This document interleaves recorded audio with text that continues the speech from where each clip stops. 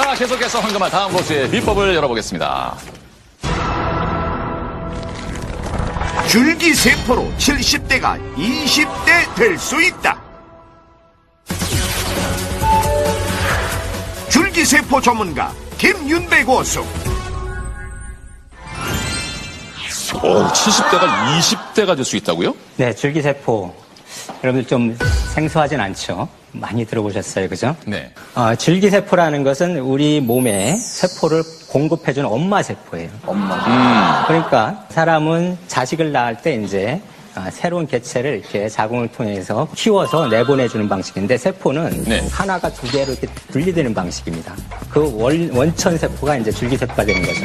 아하. 이 줄기세포라는 것은 우리 예. 주변에서 쉽게 볼 수 있어요. 여러분들이 만약에 칼에 베었다 주방에서 네. 그러면 2주가 지나면 딱지가 떨어지면서 다 복구가 되죠. 네. 줄기세포가 하는 일이에요. 여러분들 피부가 굉장히 좋으신 우리 안선영 씨 같이 이런 분들 계시죠. 그것은 우리가 관리를 잘하면 내 피부 밑에 있는 줄기세포가 빨리 분열을 해서 위에 있는 각질층은 빨리 떨어져 나가고 네. 빨리 재생이 일어나면 부들부들한 아주 여린 어린애 같은 세포가 되는 겁니다. 예. 우리 몸 전체에는 지금 줄기세포 어디에나 존재를 합니다. 물론 그 양의 문제가 있어요. 어렸을 때는 상대적으로 많은데 나이를 먹어가면서 굉장히 수가 적어져요. 줄어들어요, 점점점. 그러니까 충분히 보충을 못 해주니까 우리가 노화가 이제 눈으로 보이게 되는 그런 것이고. 예. 그러면 우리 지구의 나이를, 지구를 거꾸로 돌릴 수는 없어요. 다만 생물학적인 나이. 생물학적인 시간은 거꾸로 돌릴 수가 있을 거라고 생각을 하고 최소한 거꾸로 돌리지 않더라고 하더라도 시계를 늦출 수는 있다. 이미 아시다시피 일본에서 야마나카 교수라는 분이 우리 체세포를 그냥 우리 피부세포를 떼서 네. 시계를 거꾸로 돌렸어요. 그래서 줄기세포로 원점으로 돌려놓은 거죠. 그러니까 그 채취한 사람의 나이가 60이었는데 네. 그 세포가 어릴 때, 아기가 태어날 때 그 세포로 돌아갔다는 뜻이에요. 실제로 저희는 이제 동물을 가지고 연구를 하는데 사람으로 치면 90세가 되는 그런 늙은 쥐. 이제 앞으로 두세 달 후에는 죽을 만한 그런 쥐예요. 옆에서 건드려도 물 생각도 안 하고 귀찮다고 아무 생각이 않고. 없어요. 네. 거기다가 줄기세포를 이식하면 젊은 쥐보다 수영을 더 잘합니다.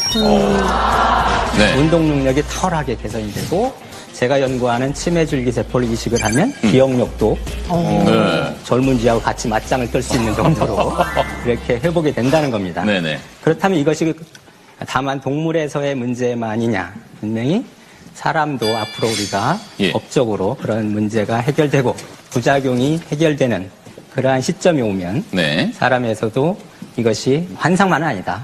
분명히 이루어질 수 있는 네. 가능성이 있는 기술이다. 이렇게 제안을 드리고 싶습니다. 그러면 직접 쥐 대신 제가 거기 들어가 있지만 맞습니다. 아니 뭐 젊으시니까요. 근데 실제로 그러면은 좀 연세가 드신 분이 직접 줄기세포 치료를 받아서 젊어진 사례가 있습니까? 나라마다 그 법이 약간씩 다릅니다. 우리나라에서는 허용이 안 되는 예. 그런 법을 갖고 있어요. 다른 나라의 사례는 다만 어떻게 다른 됐나요? 나라는 그렇지 않은 나라들이 또 많이 있습니다. 예, 예. 실제로 캐나다의 억만장자인 패션 디자이너 피터 니가드라는 사람이 있는데 예. 이 사람의 나이가 이제 70 정도 됐는데 이 사람은 지금 줄기세포를 계속 맞고 있어요. 돈도 있겠다 해서 맞고 있는데 한 4년 정도 맞았다고 합니다. 네. 그래서 마이애미 대학에서 그 사람의 근육을 검사를 해봤더니 실제로 근육세포가 젊은이들처럼 돌아왔다.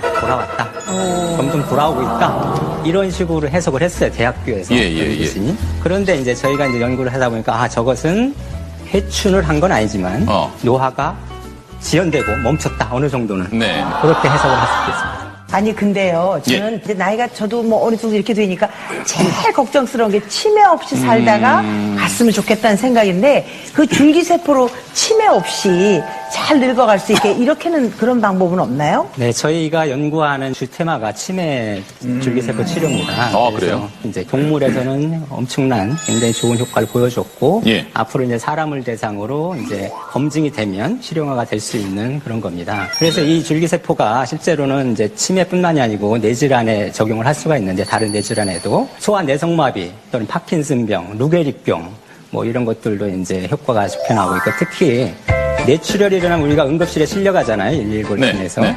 가서 3시간 이내에 이 혈관을 뚫어주지 않으면 이제 반신불수가 되는 정도로 이렇게 되는데 물론 아직까지는 동물 실험 결과지만 줄기세포를 그때 혈관 뚫을 때 주사를 하게 되면은 뇌경색 면적이 10분의 1로 줄어들어요. 그러면 사람인 경우라 그러면 아직은 성급한 판단이지만 네. 반신불수가 될 수 있는 사람이 걸어 나올 수도 있겠다. 이 정도의 효과를 내고 있습니다. 아, 그런 예측이 가능하군요. 동물에서. 양재진 교수님, 뭐 또 다른 질병에도 이렇게 적용이 될 수 있습니까? 실제로 지금 그 임상 연구 중에서 삼상 연구, 그러니까 마지막 연구를 진행하는 걸로 알고 있는 게 이제 척수 질환이죠. 네. 그러니까 척수 손상 질환. 그러니까 우리가 이제 보통 하반신 마비가 되는 게 아하. 척수 신경을 손상을 받았을 때 일어나는 건데 그런 거에 대한 게 진행이 되고 있고 실제로 작년인가 재작년에 아마 모 대학병원에서 직접 척수에 줄기세포를 2차례, 3차례 정도 주사를 해서 그분이 아예 그냥 사지마비였었는데 휠체어를 타고 다니는 뭐 그런 것들이 기사가 난 적이 있었고요. 간경화에 대해서도 지금 이제 진행이 되고 있고, 그 다음에 이제 지금 말씀하신 뇌경색, 뇌졸중에 대한 것들도 지금 진행이 되고 있는데, 이 이외에도 황반 변성이라는 게 있습니다. 안과 질환 중에서 네. 황반이 변성이 되게 되면 실제로 시력을 잃게 되거든요. 근데 이런 황반 변성으로 인한 실명의 줄기세포가 치료제로서 가능성을 보여주고 있고, 또 이제 선천성 소화당뇨 아니면 청각장애 같은 이런 난치성 질환 혹은 유전성 질환에 있어서도 치료의 길이 줄기세포를 통해서 열릴 수 있다라는 뉴스들이 나오고 있습니다. 그래서 분명히 줄기세포라는 건 어떻게 보면 이런 여러 가지 난치성 질환들에 있어서 한 꿈의 치료제로서의 가능성을 분명히 보여주는 건 사실인 것 같습니다. 예. 그때 기억나는 게 왜 강원래 씨한테 더 이상 휠체어는 없다라고 뭐 그런 얘기 사람들한테 있었죠. 그 사고로 척수 다친 분들한테 굉장히 희망을 줬잖아요. 아직도 그런 게 가능한 건가요? 네, 김은배 교수님, 이게 어떤 한계가 어디까지로 보십니까? 그럼 모든 뭐 질병, 이뭐 흔히 말하는 만병통치가 될 수 있는 것인지. 그 당시에 이제 강원래 씨가 어떤 이슈의 대상이 됐어요. 강원래 씨를 이렇게 세울 수 있다. 근데 이미 그러한 척수 손상 환자한테 식약처의 승인을 받아 지금 임상시험을 하고 있어요. 아하. 그렇다면 지금 임상시험 하고 있다는 것은 분명히 되니까 한다는 거예요. 동물에서는 분명히 됐고 실제로 시간을 두고 5년, 10년 만에 휠체어에 있던 사람이 지팡이를 짚고 일어날 수 있는 날이 있을 거라고 해서 지금 식약처에서 승인을 내준 거거든요. 그러니까 그 가능성이 충분히 있다는 거고요. 줄기세포의 오로지 가능성만 얘기하면 우리가 자동차를 수리한다고 한번 생각해 보세요.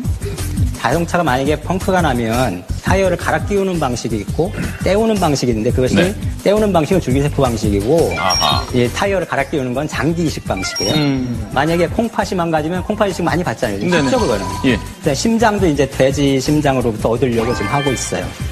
그러면 만약에 뇌가 망가지면 뇌를 바꿔 끼면 되죠, 그죠?